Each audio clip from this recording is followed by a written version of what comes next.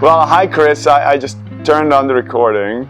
And thank you very much for doing this, first of all. Chris Maund is I'm just gonna call you a very dear friend of mine. We had collaborated on plenty of projects together and we talked a fair bit. We have a lot of background which is similar in many regards and definitely a lot of interests which are similar. Just don't knock me over. So Chris, I want to ask you about running. First of all, your personal experience with running. How did you end up falling in love with running? I realised when I was about 11, 12 that I wasn't much of a swimmer. I really sucked at it. There was a local athletics club about 2 miles from my house, so I don't know why I decided to go there, to be honest. I didn't go with other friends from school. I just said to my parents one day, hey, I'd really like to go and see what this athletics club's all about. I remember the first time I went, I kicked my guts up. Years afterwards, the smell of cut grass made me feel sick because the grass had just been cut on that night. Where was this exactly? So that was in England, in Shropshire, in England, which is where I was brought up. What is your adult experience with running? Yeah, now I've stuck with multi-sport most of the time, with a few segues into long trail races and some insane stuff like Marathon des Sables in the Sahara Desert in Morocco, and one or two other multi-day trail races. But basically multi-sport most of the time with some segues into trail racing. When it comes to running as a tool for you, for clients, you try to get people eventually to get to running? I definitely push cardiovascular training with everybody without exception. I would always like to get people into running because I think you get more bang for your buck in terms of the fitness improvements you get for time invested. If they're orthopedically capable, or I think there's a chance that they're orthopedically capable, and then definitely I will try and groom them to the point where their body can handle distance running. I know that you worked with some high-level runners, and I know that you worked with some folks who were interested in getting into running, and you guided them. What is the most common mistake that you come up against when it comes to people who run? Because, I mean, we know the statistics. 80% of people who run have running-related injuries. It's a very high percentage. Where do you think that usually comes from? I think it's usually because they don't understand the need for stretching, and even if they think they do, they're not going about it in the right way, so the stretching they do is completely ineffective.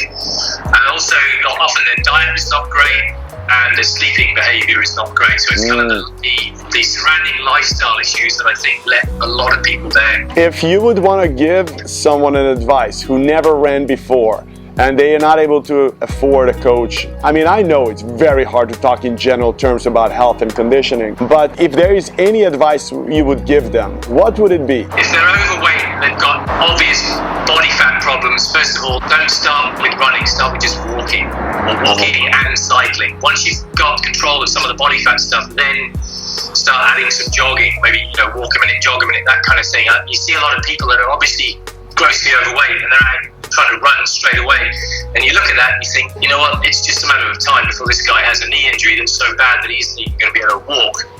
So that's a big problem for people that are overweight. And then the other thing, as you know, there's a real trend right now for people to be vegetarian and vegan, and I think that causes major problems. You can get away with that for a while, but as you start to break your body down, if you don't have the building blocks to repair tissue, it's a matter of time before you end up with bone density problems or hormone production problems or mental emotional issues or immune system problems. So I get a lot of that kind of stuff too, where I have to explain to people, look, you felt good for a while and your running went quite well, but you've been doing this now for so long that now your body is deprived of amino acids and you're starting to break down, and this is why you're no longer feeling like you used to when you first made these dietary changes. So those are a couple of things I deal with. You and I had very extensive conversation about barefoot running, there's an overlap between how you look at barefoot running, the way how I look at it. Where you stand with that subject? I think it depends. A lot of it depends on how big you are. I mean, some people are just big, heavy, muscly people. Like I've spent a lot of time in New Zealand. There's a lot of Pacific Islanders over there that are just big, mesomorphic types. I think it's a bit of a tall order trying to get somebody that weighs 250 pounds or more to do very much barefoot running. I think it's more likely that they're going to feel like they get hurt. It's particularly distance running, though you do get a lot of big builds like that in particularly in the Pacific Islands, that will play rugby barefoot, but that's a multiple sprint sport. You sprint for 5-10 seconds and then you jog or you walk and then there's another play and so on, and they can handle that, but trying to get them to run long distance, like 5K or more, it's hard to persuade guys that big to do it, because usually those types of people don't like doing that kind of stuff. And B, even if I found someone that big that wanted to do it, I'd be quite concerned about what would happen to the ankles or the knees or the hips because of the size. So body size is a big thing. If you're a man and you weigh, say, 160, 170 or less, you're probably good. As soon as you start getting much above 170, 180, I think it just gets a little risky. But then, there are always outliers. That's an interesting take on it. How about those Pacific Islanders? Do they have any kind of endurance activity that their bodies is capable of doing? Actually, yeah, the thing that they're most well known for is open ocean kayaking. You can think of any Pacific island and they've got prodigiously good ocean kayakers. You'll see Fijians, Tongans, Samoans, Hawaiians, New Zealanders, any Pacific island you can think of, you'll see Indigenous people or people that have descended directly from Indigenous people, and maybe Europeans that have, intermarried. I would say that is the classical sort of Pacific Island endurance activity. I have a friend of mine who used one of these traditional Hawaiian boats, and they went all the way from Africa around the southern tip of South America and all the way up to Hawaii. So yeah, you're right about that. And going back to running, how much did the idea of running change during these several decades? I would say the biggest thing that's different now from 30 years ago is that there's way more recreational people that go out and show up at marathons, for example. The marathon is kind of the thing that people get obsessed with. Half marathon to a lesser extent. The average finish time for major marathons around the world has got slower and slower and slower over the last 20 to 30 years. It's because 30 years ago you didn't bother showing up to run a marathon unless you were already a pretty decent runner. And what about ultra distances? Because what always was fascinating to me, that you were able to look at marathon runner and you can kind of envision them and them, they are tiny and skinny. But once you look at ultra distance runners, they are not the skinny tiny ones. They're usually much more robust. Some of them definitely are, yeah. Some of them, you look at them and you think, wow, you do like 100-mile races and you win these things and they look like weightlifters. And also the difference between men and women. It disappears on longest distances. Like how women can do and men can do in marathon, there's a significant difference. But once you go up to 100 miles and above, it kind of disappears, which at least led me to the conclusion that it's got to be something very human, the activity, because there's no activity really where difference disappears.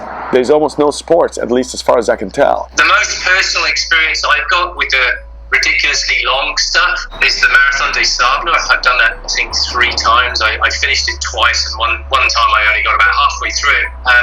The difference between the men and women does sort of start to converge, but there's still, in that race anyway, there's still definitely a difference between what the top men can do and what the top women can do. Although there's definitely days, and particularly the double marathon day, which I think is the 4th day of that race. It's a 6-day race. And what is your take on that? Like the super long runs and their roles, if there's any? There's some very strange things that can happen. It's happened to me. You can feel really bad sometimes with the shorter stuff, like 15, 20, 25 miles, even when you race it day after day, and then you come into a much longer day of 50 miles, and suddenly you start running and something happens and it feels a lot easier than you thought it was going to feel. It's really strange. I don't know really what the heck's going on in your body when that happens. And I've even seen people who've had very specific injury problems in a specific body part, and they push through it and they keep going, and some of them, not all of them, but some of them have then reported to me afterwards that they got a point where suddenly the pain went away and it never came back. Wow. It's like running created the pain and then continuing to push through it. Eventually the pain went away and it never came back, not even subsequently weeks or months afterwards. Wow, that's so funny that you say this. It brought up a memory to me that when I was about 12 or 13, I developed this breathing method because I had to run so much in Eastern Europe, as I told you. And it was always a bloody push. And I remember that I developed this understanding that there is no pain that won't go away with running as long as you hang in there and you focus on your breathing. And that was age of 12 and 13 when I really came up with that solution. All I had to do is just focus away from the pain, focus on my breathing, and then every pain, doesn't matter if it was muscle, tendon, joint, lung, brain, anything, as long as I focused on the breathing, it always went away. It's so funny, I totally forgot about it right up until you said this. You know, I've seen many situations where that hasn't taken place. I've seen and come across people that I know well, particularly a few clients that have reported that, yeah, for example, there was one girl who was carrying quite a painful knee problem going into the last few weeks of her marathon training. Really, she was pretty much in the taper when it cropped up. She was like, well, what should I do if it starts hurting me during the race? I said, well, you have to make a judgment call. How bad is it? Is it getting worse? Does it feel like something that you could shake off if you keep going? So sure enough, it started to bug her during the race, but it wasn't too bad.